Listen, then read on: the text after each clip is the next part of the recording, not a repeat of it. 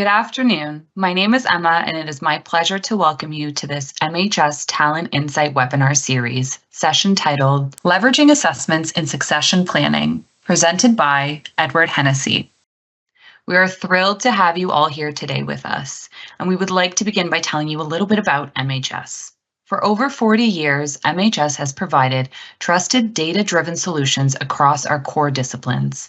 Our MHS Talent Solutions help to drive success in professional settings.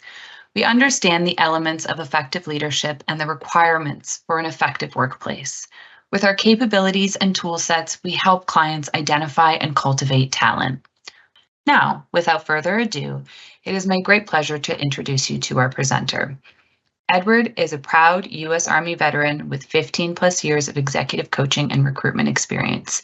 Ed was the leading international provider of certification training in the EQI 2.0 and EQ 360, Pyramid Personality Integrator, and the Hardiness Resiliency Gauge. Ed worked with professionals from over 35 countries to support their leadership development. As we begin our presentation, I would like to quickly remind you that there will be a survey sent to you in order to satisfy your PDC requirements. If you do not receive this email before the end of the session, please email us at marketing@mhs.com.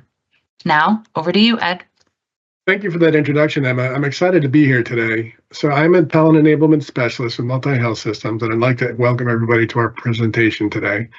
We're going to talk about leveraging assessments in succession planning. And as Emma mentioned, from a personal perspective, I've had the opportunity to work with the EQI globally for about the last 14 years. But prior to working with the EQI, I was actually in the executive recruitment industry. So I literally have hundreds of hours of talking with candidates and behavioral interviewing. And I can truly say that having this opportunity to combine these two perspectives, that psychometric tools are going to be invaluable for providing information not obtained in the typical search process. So in today's webinar, while highlighting CEO succession planning, we're also going to talk about overall leader selection as well. But our overall goal today is to really understand how to use scientifically reliable, valid, and fair assessments for greater success in succession planning and selection. So let's go ahead and get started. So in the next 45 minutes, as I mentioned, we're going to talk about leveraging assessments in succession planning. We're going to identify factors contributing to the decrease in average CEO tenure. We're going to discuss the implications of shorter CEO tenure on stability and performance. We're going to explain the importance of future-oriented CEO selection. We're going to explore the cultural impact of CEO selection as well. So as I mentioned a moment ago, our focus today is going to be mostly from a CEO perspective because there are significant events taking place impacting succession and selection planning. So understanding the reason assessments are needed and how they aid in facilitating a successful process is going to be critical. It can be incredibly costly if not done successfully. So let's look at some CEO numbers. So the first statistic we want to look at, it talks about the median CEO tenure among the S&P 500 companies has decreased 20% from 6 years in 2013 to 4.8 years in 2022. And I just found that really fascinating to understand what might be the implications of what's taking place, but also too, what are the significant costs that might be incurring, because these are the country's top 500 companies. And to think about the CEO is only going to be in place for just less than 5 years, there's got to be some significant implications and impacts of that. Well, one of them is cost. So this is a recent review or article from the Harvard Business Review, and it talks about the cost of failed CEO and C-suite successions is close to $1 trillion annually among the S&P 1500 alone. So you got to think about what might be the financial impact of specific companies when they don't get this process right. But there is some good news. There are some factors that we want to think about for success. One of them is acute awareness, and that is acute awareness of the incoming CEO, for her to understand how to manage the power dynamics, which we're going to see that rooted in interpersonal savvy. There are stakeholders involved in the process. So stakeholders are going to be key people that may have their own vision for how the company needs to be led going forward, and we want to be able to influence that appropriately because we have to unite behind a common vision. Common vision is going to be supported by openness and humility of the incoming CEO. So openness and humility of the incoming CEO is going to be critical. But there are also some additional costs we want to be aware of. A failed CEO succession can disrupt the workflow of hundreds to thousands of employees. Key projects or initiatives may be put on hold. There's probable or unlikely turnover of the executive senior leadership team. Damage to the company's reputation and erasing enormous market value, and also potentially ruining the careers and legacies of the outgoing CEO, the board, and the incoming CEO as well. Let's look at some additional numbers. So as waves of change for CEO succession and selection continue to come in, not only is tenure dropping, turnover is increasing as well. So some statistics from CEO turnover. Russell Reynolds says that CEO turnover, they found that 175 CEOs left their posts in 2022, a 30% increase compared to 2021. The energy and utilities industry had the largest turnover in the S&P 500, 13 CEOs leaving for a percentage of 225 compared with 2021. Consumer sector also experienced its second most departures with 10 CEOs leaving in 2022, 150% increase over the previous year. Some additional research also showed that a market analysis of succession rates that showed that successful succession rates and succession planning within organizations has been dropping as well. Some of the more recent highlights from 2024. So in the first quarter of 2024, there were 622 CEO resignations. This comes from career transition firm Challenger and Gray. Starbucks CEO of North America is out just over a year. While Disney companies sort of fumbled their CEO transition, Bob Iger handpicked Bob Chapek to become his successor, and Bob Chapek was out barely after 2 years in the role. The CEO of GE, General Electric, John Flannery, was out after 14 months. So we've got to pause and think about what might be causing these factors and what is the impact of this. So what's been happening? So the World Economic Forum talks about waves of industrial revolution. They say that we're basically in the end of the third wave of the Industrial Revolution, transitioning to the fourth. The third wave of the Industrial Revolution is where we've seen the rise of the computer, explosion of the internet, and the switch from cell phones to smartphones. It's the wave where we also see change really begin to accelerate. So some examples of that acceleration, I'm going to put some companies' names up on the screen, and what you're going to see next to them are the year they were founded. When we look at these companies' names, we're going to see the year they were founded next to them. And what's really interesting is all of these companies have gone on to achieve multi-billion-dollar status. Some of them have been recently acquired, but I like to call this perspective the basement to the boardroom because obviously significant change in revenue growth occurred over a very short period of time. But it also makes me think and want to reminisce in terms of the pace of acceleration of technology. Remember when pagers, fax machines, the Sony Walkman were kind of the cool technology? If we go back a little bit further, we can think about beta versus VHS. What about floppy disks? And it seems like overnight that technology has been replaced by something a little bit more significant. Now, it hasn't always gone well for companies either. In 2010, this company had 41% of market share. And I'm just wondering if we can pause for a moment and think, what company might that have been? The company was actually BlackBerry. And BlackBerry is just one of the examples, not to pick on them, but there are other companies that have gone by the wayside as well. I'm going to think about the loss of Blockbuster, Sports Authority, and other brick and mortar retailers. But there are also more recent events that have taken place.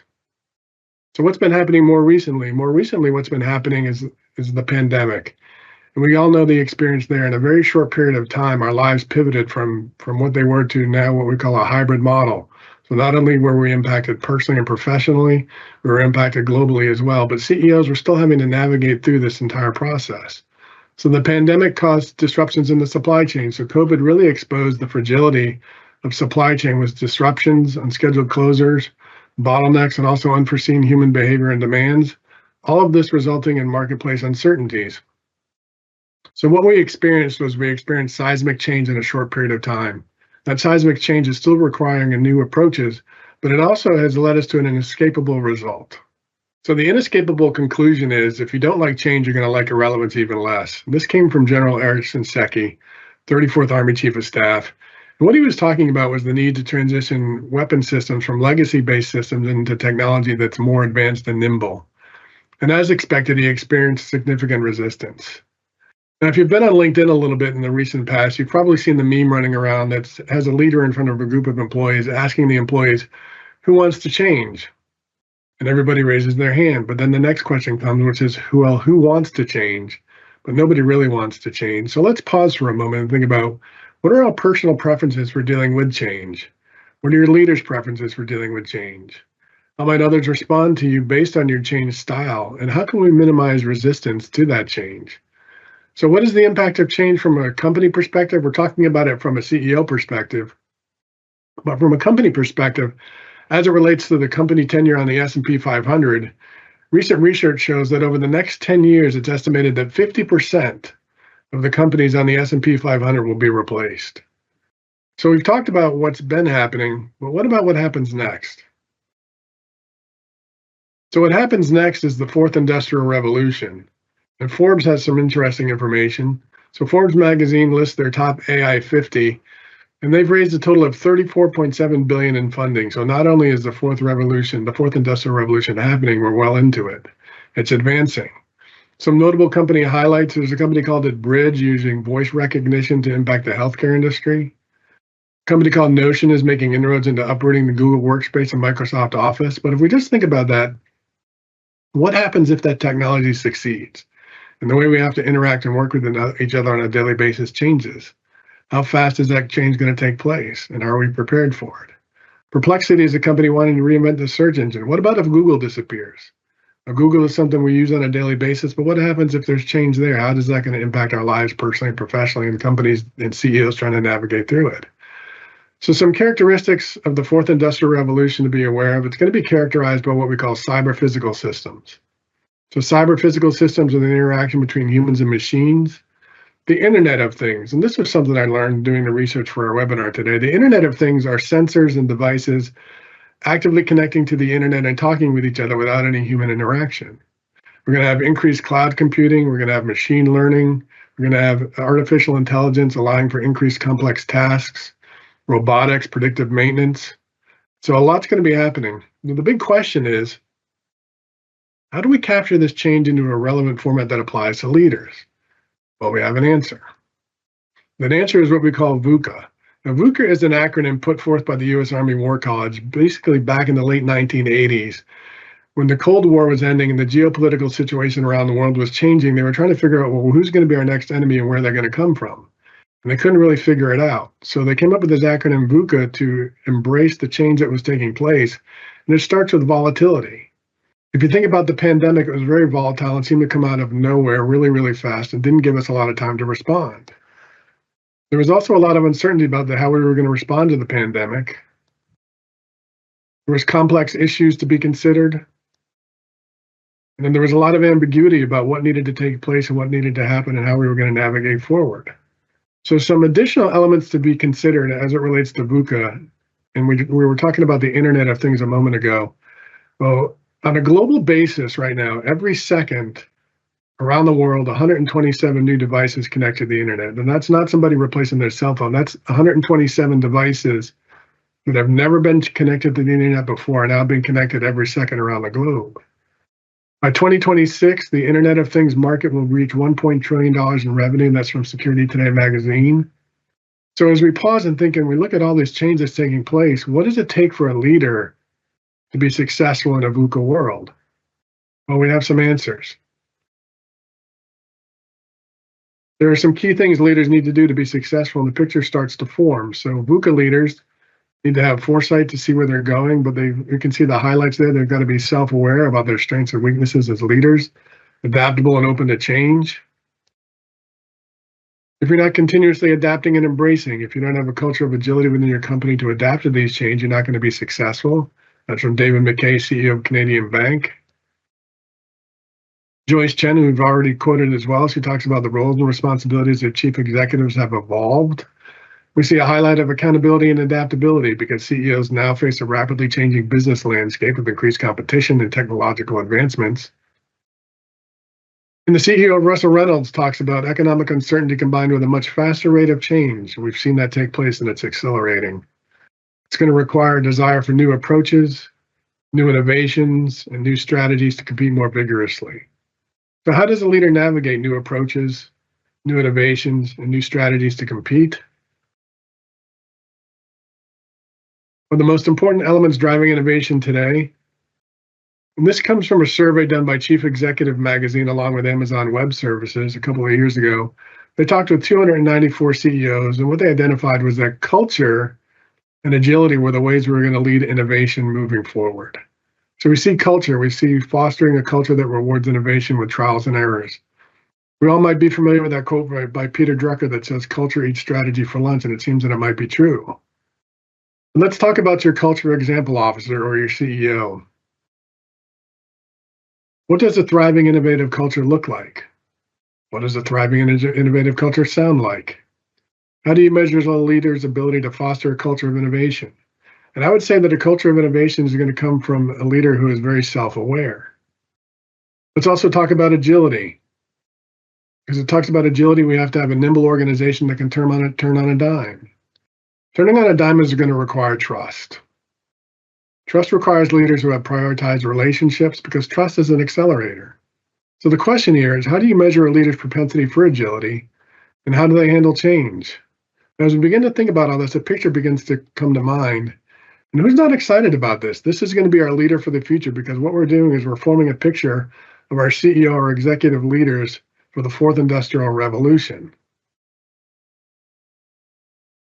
So we want to think about some factors contributing to the decrease in average CEO tenure, kind of a summary of what we've talked about. So there are different expectations at the CEO level. Founders are not always the best CEOs. Maybe Mark Zuckerberg as an example, because people think of him as maybe a brand ambassador. We saw what happened with Uber with Travis Kalanick, who was forced out after a number of years based on discrimination and harassment. We've seen a highlight of increased transparency and accountability. We've seen the rise of the internet and social media causing greater scrutiny of CEOs' actions, higher turnover due to ethical lapses or misconduct. COVID and the pandemic, incredible on-the-job pressures and burnout. Immense pressures on CEOs leading to job burnout and shorter tenures. But I think most importantly, we've seen the impact of disruptive technologies. Rapid technological advancements. CEOs need to be highly adaptable, and if they can't, they need to be replaced. So our conclusion about average CEO tenure and succession and selection with planning is that it needs an update so we can identify future-focused leaders. With this new understanding, we want to think about, how do we move forward? Well, we want to understand we can't repeat the mistakes of the past. And the most dangerous phrase in the business world today is, we've always done it this way. We need leaders that have openness and humility. So Andy Stanley says leaders who don't listen will eventually be surrounded by people who have nothing to say. So we need a culture of innovation, so we have an openness to ideas and new ways of doing things. And we don't want to repeat the past. So Stephen Elop is a former Nokia CEO. And at his last press conference, he basically told the press, I don't know how we got here. We didn't do anything wrong, but somehow we lost.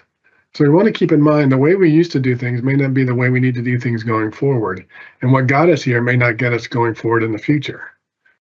So we want to be aware of some key considerations that impact poor CEO selection. So from a positive perspective, we want to think about future-oriented selection. Boards must select CEOs for the future, not based on the current or past state of the business. What we don't want to do is have a tendency to replace similar profiles. So often boards might look to replace CEOs with individuals who resemble their predecessors, which can hinder growth and adaptation. What we do want to do, and what we've seen be significant impact, is culture. So the cultural impact. CEO selection should not overlook cultural fit and the potential to influence cultural change within the organization. What we don't want to do is lean more on the resume than culture. While resumes can highlight past successes, they really indicate the potential cultural impact of a CEO. So taking this all into consideration, what is the framework of the leader we're looking for? Well, it begins with self-awareness. Self-awareness, as we look at the slides, is knowing your strengths and weaknesses, your typical responses and perspectives, understanding our impacts on others and the world around us, sort of that ripple effect as we move and engage with others as we go about the day. But let's take a little bit of a deeper dive from an awareness perspective. So as an incoming leader, are you really aware of your fit for the current culture and aware of where it's going and how you're going to navigate there? How do you lead with transparency? How do you respond to change? How do you build relationships and influence? How do you win respect and confidence? How do you maximize the potential of your leadership team? And how do you build unity for a compelling vision? I'd also like to highlight the icon with the brain. On the right-hand side, we have the heart. Now, you all know that's going to be emotional intelligence. But on the left-hand side, we also have IQ and personality. So a leader who has a really full and complete and holistic picture of who they are and their awareness and the ripple effect they're going to have on the organization they're leading. The other thing we want to keep in mind is adaptability. So adaptability is responding effectively to multiple demands, ambiguity, shifting priorities, emerging situations, and rapid change. But some additional questions about adaptability. How do you lead through change? How do you embrace risk? How comfortable are you with making decisions without all the information available to you?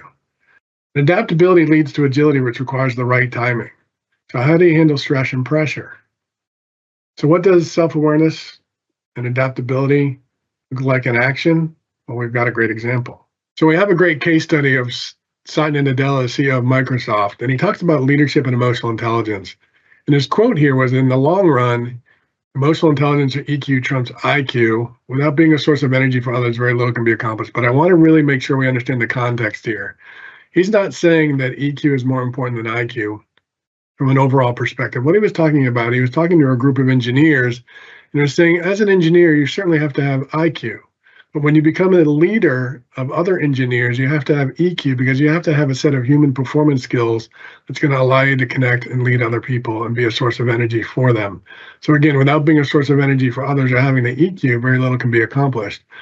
But his leadership style has been called transformational because he fosters a common vision. He leads with openness and humility. The growth mindset is the norm of the operation of the company. Psychological safety exists. People are encouraged to learn from failure, and empathy is considered his superpower of innovation. And what's the result of all that? Well, we have some additional case study information to take a look at. So Steve Ballmer took over from Bill Gates, and Ballmer's focus for his tenure was on revenue and the PC-only strategy. And he missed the opportunity to invest in making Microsoft Office products compatible with non-PC devices. And from an ROI perspective, a $1,000 investment during his tenure would have been worth $700 when he left. On the other hand, Satya Nadella, who took over in 2014, shifted focus to software compatibility across all devices, emphasized cultural change and emotional intelligence, and a $1,000 investment during his tenure, which is still active, would be worth a little over $10,000 today. So Nadella shifted the company to a culture of innovation and collaboration. So how do you shift human behavior to this culture? Well, let's take a look. So Simon Sinek, leadership guru, globally recognized, says there are only two ways to influence human behavior. You can manipulate it or you can inspire it. Now, we all know human behavior drives organizational performance. So the choice is going to result in either a culture of surviving or thriving. Now, we obviously would all want a culture of thriving, but a culture of thriving comes from intrinsic motivation. So intrinsic motivation is the source of high levels of employee engagement. It's digging deeper and going beyond because we're inspired to be part of something, and it doesn't happen by accident. So what is this formula for higher performance? So the formula we want to be aware of is performance equals our potential less interference. Because realistically, you can only push the gas pedal so far. So, but what we can do is think about how do we reduce drag on performance, which reduces potential or limits potential. But drag does interfere with potential. So think of the senior leaders in your organization. What's interfering with their potential? What would performance be like if there was a release of more potential? For your potential CEO, what might interfere with her performance? What could be interfering with the potential of your company culture? The question is, how do we capture this interference and reduce it, releasing more potential for greater performance? We do that through psychometric assessments. However, I do want to highlight psychometric assessments for senior leaders is not about quantity reduction. So it's not about eliminating people from the process. You should use psychometric assessments in your final round of interviews where any one of the maybe 3 to no more than 5 candidates you've selected could be successful. But you're using the psychometric assessments to quality confirmation, basically to confirm the quality of who might be the best fit out of all your better fits. So we have a battery of assessments for CEO and senior selection. So the first one is the EQI 2.0. It's a self-assessed perspective. It measures emotional intelligence, crucial for understanding and managing emotions in oneself and others. We also have the 360. Now, the 360 could be used for specifically for succession planning for people within your own organization because it does include, obviously, the opportunity to have a rater perspective on somebody's emotional intelligence, giving a deeper and broader look into the person's fit for the position. We have the change style indicator. It's going to assess how individuals approach and manage change, identifying clashes with organizational styles. We also have the influence style indicator, which is going to evaluate how individuals influence others, essential for leadership and driving organizational goals. So let's take a closer look at some of these assessments. So the first one we have, which we might be familiar with, is the EQI 2.0. So as we look at the model, we're going to see it's circular in nature. We start at the middle with that blue circle with at its core being emotional intelligence, which is a set of emotional and social skills that influences the way we perceive and express ourselves. How we develop and maintain relationships, cope with challenges, and use emotional information in an effective and meaningful way. So as we sort of branch out from that inner circle to the next circle within the model, we're going to see the 3 skills within each composite, so totaling 15 skills of the model, combined into what we call composites. So up at the top of the model, we have the self-perception composite. We start there because typically speaking, for professional or leader development, looking inwardly and getting to know ourselves is generally the best first place to start. So when we do look inwardly, what did we see? Well, we see a connection to our inner confidence, our pursuit of things that really bring joy and meaning to our life. We see emotional self-awareness, which is really about mindfulness, being very present with who we are and how our emotions are impacting us and others. So think about it as generating greater inner clarity. As we generate that greater inner clarity, we move from perception to expression. You'll notice we cross over a white line that's got a point on it. Those points help form arrows, and those arrows show flows to the model. This is one of the great things about the EQI model. It really gives an up-to-date and current snapshot of where the client is and their development, because when we generate inner clarity, it allows us to be more authentic as we express ourselves to the world around us. So we think about eye contact, body language, tone of voice, all the verbal and nonverbal gestures we use to communicate with the people around us. Hopefully we're doing that in a socially acceptable way, and it's our connection to others, but also our ability to be somewhat self-directed and navigate ourselves through life. So we have greater inner clarity, we have greater self-expression, which really leads to greater authenticity. Authenticity allows people to begin to know who we are, which opens the door for trust in the interpersonal composite. So we're going to have trust, respect, understanding, and appreciation. It helps with recognition, pulls people together to work more effectively as a team. And one of the key impacts here, and it's really just human behavior, we all know this to be true. When we're around people we trust, we share more information. So with this greater sharing of information and communication, it puts leaders in a position to be more well-informed. When a leader is more well-informed, that should have a positive impact on decision-making, so we can really begin to understand the impact emotions have as we work through challenges. It allows us to see things from a more objective perspective and make decisions in a timely manner. And so as we create greater momentum with more productivity and greater goals and objectives being accomplished, it fuels our optimism. Optimism takes us to stress management. So now we can handle stress a little bit more effectively. We can pivot, we can adapt, we can respond to last minute change. And as we sort of handle all the change that's going on in our lives, personally and professionally, we typically start to feel better about ourselves, which is how we're connected back to self-perception. So all of these skills and composites working together create that gray outer ring, which is our overall emotional and social functioning, which impacts our well-being and our happiness and certainly our performance. So as we've discussed, transformational leadership is a powerful approach for navigating change, and the EQI 2.0 Leadership Report offers a solution. Now, the EQI 2.0 Leadership Report offers a transformational perspective. And on this spectrum leading to transformational leadership, there are several stops along the way.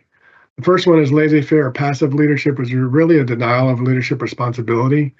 Then we move to a transactional approach. The transactional approach is first management by exception, which is where leaders will typically put out fires, but that's the only thing they do. It's management by crisis. Transactional leadership, as it relates to contingent reward and clear goals, it's more of the carrot and the stick approach. It's more of the extrinsic motivation, which could be effective for maintaining the status quo. But I think what we're all in agreement on is what we need today is transformational leadership, which is motivation and stimulation and inspiring influence. So the exciting news is, specific to the EQI, we have 4 leadership dimensions that align with the transformational model. These 4 leadership dimensions, as we can see: authenticity, being an authentic leader, serving as a role model, aspiring, commanding esteem and confidence from employees. Basically, do people believe in you as a leader, and are they going to be willing to follow you to new goals and objectives? Coaching, a leader's ability to effectively manage and being seen as a mentor who can support employee growth. Employees are nurtured towards achieving their high levels of performance. So do people believe that you believe in them, right? Do you have that level of influence with them and that connection? A couple of key things leaders absolutely have to do is insight is about a leader's ability to inspire people to a purpose and a shared vision for success. So employees are going to be compelled to and inspired to exceed goals. We've got innovation. A leader's focused on innovation, taking risks, spurring ingenuity and autonomous thought. I call this innovation dimension the culture dimension, because really it's going to boil down to a culture of, are people thriving or are people surviving? So these dimensions can also connect to competencies that you might have in your organization and also in support of organizational culture. So when do we use the leadership report? Well, there's a couple of examples. We can specifically use it for executive development and developing high potential leaders. The leadership report, as I mentioned, is going to include authenticity, coaching, insight, and innovation. The leadership report is also going to contain possible implications of results along with leadership derailers. There's also going to be strategies for development as well. So one of the key pages out of the leadership report is going to be the candidate's overall profile. So up at the top, we're going to have a total EI score. And then as we look from top to bottom, we're going to see longer bars and shorter bars. Now, when we look at this page, we want to keep in mind that this page is not a report card. There's not a grade of somebody's performance. Longer bars are simply skills the candidate says they're using more. Shorter bars are skills the candidate says they're not using as much. So when we debrief them, we go to a deeper dive to understand the impact and the implications of these scores. But just from a competency perspective, let's say your organization was looking for success or potential success and competencies of drive for success and managerial courage. Well, drive for success and managerial courage could be supported successfully by the self-perception composite and potentially the self-expression composite. But we can see there are continued fluctuations in the candidate's profile. There might be areas of potential challenge and potential implications. So as an example, let's say you were looking for success across interpersonal savvy and strategic agility as competencies for success within your organization. Well, the fluctuations across interpersonal, decision-making, and stress management could prove to have an impact for your client's potential for success as well. But we want to also remember, too, what we're looking at is not permanent. But all of these skills can be improved through EQ coaching. So this is just the beginning of the conversation. It's not at the end of the conversation as well.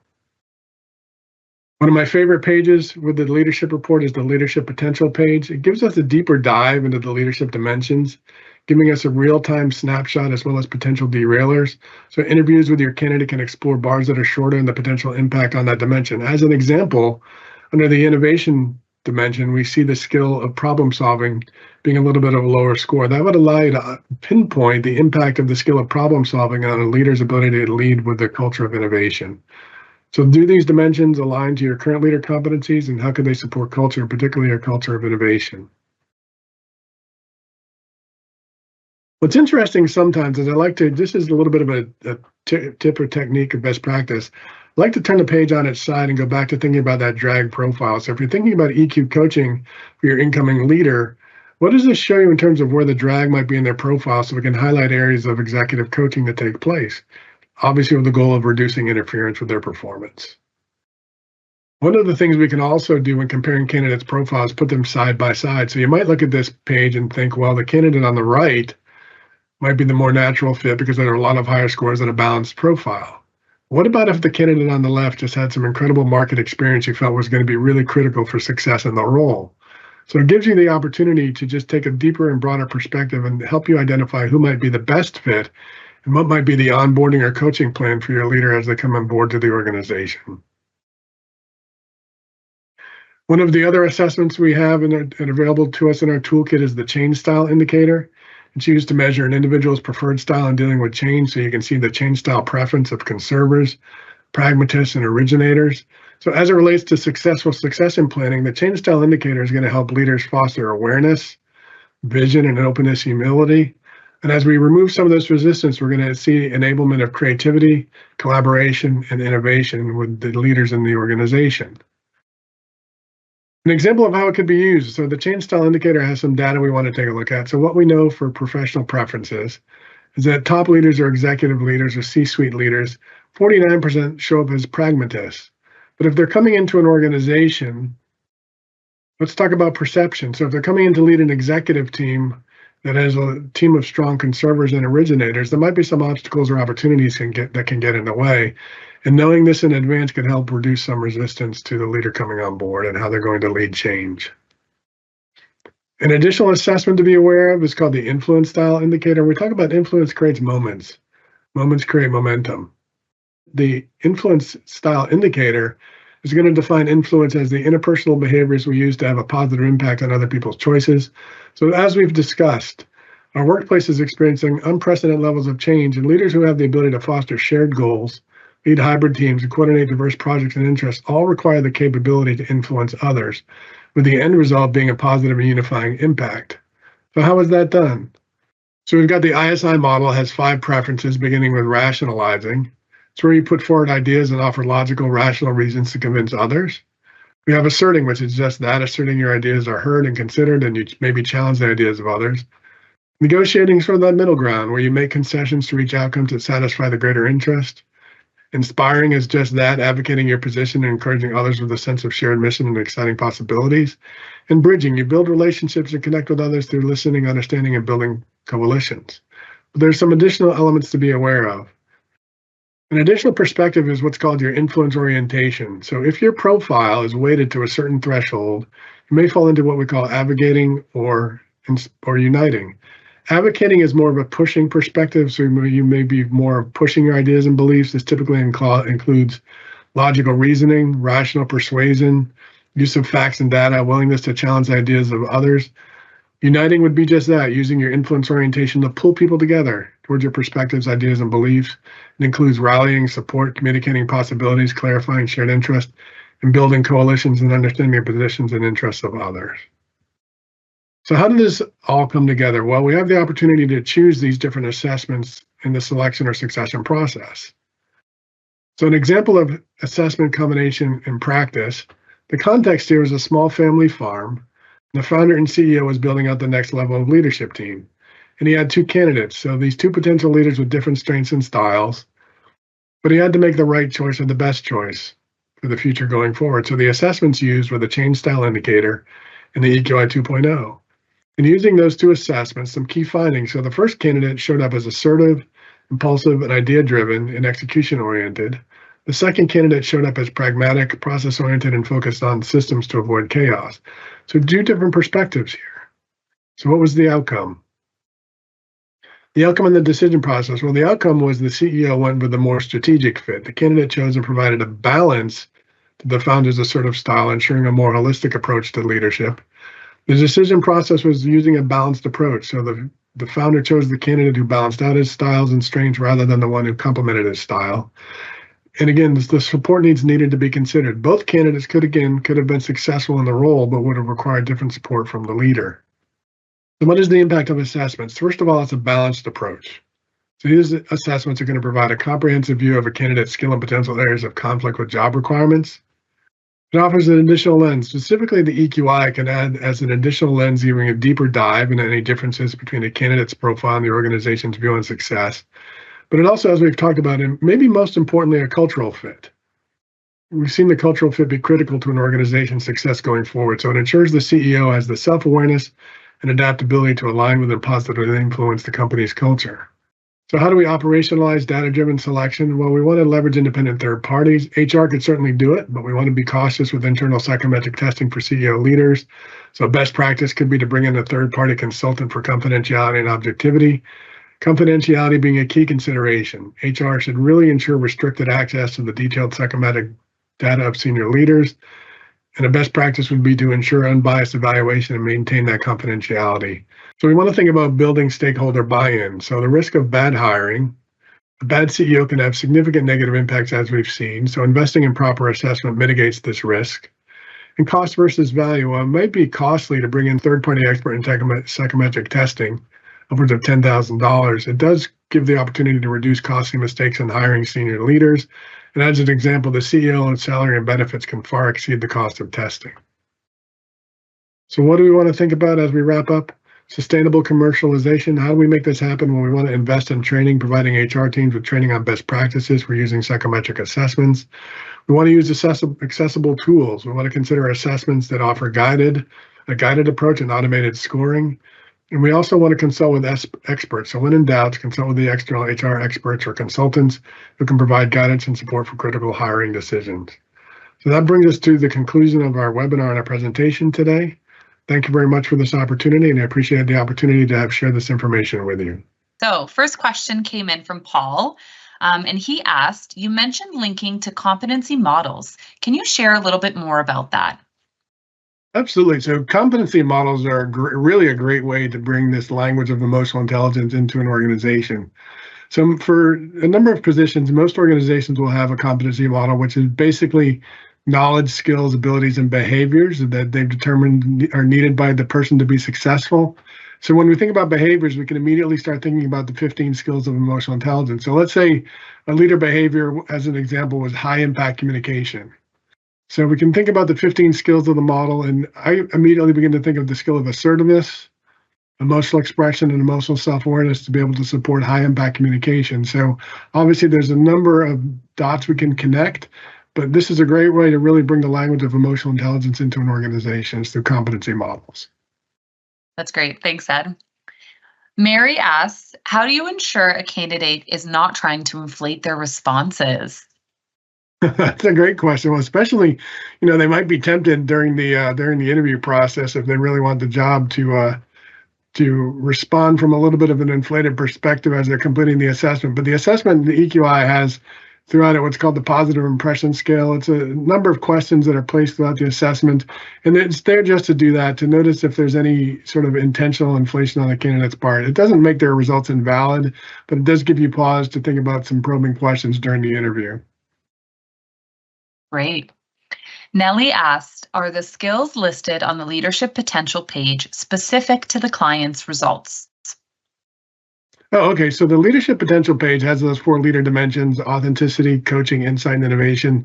So those 4 leader dimensions are going to have 6 skills that are specific to that dimension. So those are specific. They're based on research by MHS, who said, all of the 15 skills probably contribute in some way, but here are the top 6. What's relevant for the client are their scores. So the skills are specific to the dimension. The scores are specific to the client. Great. So I've got a question that asks, if you wanted to bring this in-house, what are your first steps? That's a great question, and it's an exciting question because emotional intelligence can do so much for an organization, but you want to think about where are you going to start? Getting certified is certainly going to be the first step. And that's an important step. You want to have maybe 1 or 2 or even a handful or a team of people certified, depending on the size of your organization. But you also want to think about, what does your rollout plan look like once you have people that are certified? Is it going to be one-to-one assessment and debriefs, hopefully starting with senior leaders? Is it going to be workshops or group and team impact as well? But the other thing I would suggest too, because one thing we don't want to forget about all of this and making a successful rollout is, regardless of whether you do a one-to-one debrief or you do a workshop or group or team program, you really want to have follow-on coaching and accountability for the candidates, because an assessment and a debrief is going to increase their awareness. Follow-on coaching and accountability is going to increase their development or increase their overall emotional intelligence. So get certified, but also have some thoughts and ideas about how you want to roll out your plan. Makes sense. I've got a question here actually about EQ coaching, so you can probably add on to this. It asks, as it relates to coaching, how soon could you see a client's results? Well, I'll give myself as an example. When I first took this assessment back in December of 2009, so I guess I'm kind of dating myself a little bit, not blaming me being ex-military, but I didn't score very high in empathy. And I realized I could start listening a whole lot better. So I started listening a whole lot better really quickly. Now that probably didn't increase my score, but it started to create a new emotional pattern where I could, over time, change my behavior and become a better or effective listener. So really, you could see results pretty immediately, but changing human behavior is going to take some accountability and practice over time. Absolutely. So I have a question from Jeff, and he asks, are the assessments other than EQI, EQ360 available through MHS? Yes, so the change style indicator and the influence style indicator are several of the assessments. There's a full suite of reports and assessments within the talent division of MHS. So you can certainly find all of that on MHS.com. That's great. So I've got another question here around succession planning. Could you or should you use these assessments to inform performance reviews or compensation? This is the good one. So I guess the immediate answer is yes. I mean, you want to create a framework for success. You want to have agreed upon goals, and you want to have a common goal for development. So I think the reward for increasing your emotional intelligence is going to be greater results. I think the greater results can then determine whether increased compensation would be part of that. Okay. And now, if you wanted to include the 360 for internal succession planning, what are some key considerations? So the 360 is a phenomenal tool for internal succession planning, but there are definitely, 360 is a big program. It's going to involve a lot of people. There are definitely some key considerations. The first one is timing. So is it the right time for the organization, for the participant, for the raters that are going to be involved? Are there any key initiatives? We're about to roll into the holiday season. People's schedules are going to be in the office and out of the office. So timing is really key because it does involve a lot of people. The other one is transparency. We want to make sure we have transparency throughout the entire process, the project or process. We want to make sure that everybody's on the same page, that there aren't people with their own agendas. And we also want to understand why this, why now, and what are we looking to get out of it, and what is going to be the purpose of all this. So we really want to have clear transparency across the board. A couple other key areas to keep in mind: rater group selection. Who's going to drive the rater group selection process? Is it going to be the EQI certified practitioner that manages that? Is it going to be the participant? Is it going to be the participant in combination with the manager? So rater group selection is a key area. The other one is rater group education. So if emotional intelligence is a new language to your organization and you're going to ask other people to take the assessment, you may want to spend some time with rater group education. And that could be a webinar, it could be a presentation, a conference call, something to inform people, what is this concept of emotional intelligence all about? And so they can just be more familiar when they go to complete the assessment, obviously generating more accurate results. Lastly is trust and confidentiality. You want to be really clear about who gets to see the results and who doesn't get to see the results, and make sure nobody has any questions about that. That's great. So I've got one more question here for you, and then we'll conclude the Q&A portion. What advice would you give for customizing competency models for an organization? Oh, I love that question because it's such a great way for the EQI to be used. What I'd really do is start with maybe a star performer profile. So give the EQI assessment to a group or team of people, all who have sort of relatively the same function within the organization. And when you go to look at the results, you'll be able to start to form a profile or a picture of who's showing up successfully and how are they showing up successfully as it relates to your competency models. And as we've already mentioned, then you can start to connect the dots of those competencies like high impact communication, drive for results, effective communicator. You can start to connect all of those to the skills of the emotional intelligence model, and it creates a really great foundation for success and development. That's great. Thank you so much, Ed. It was a really engaging session and a very, very interesting Q&A section as well.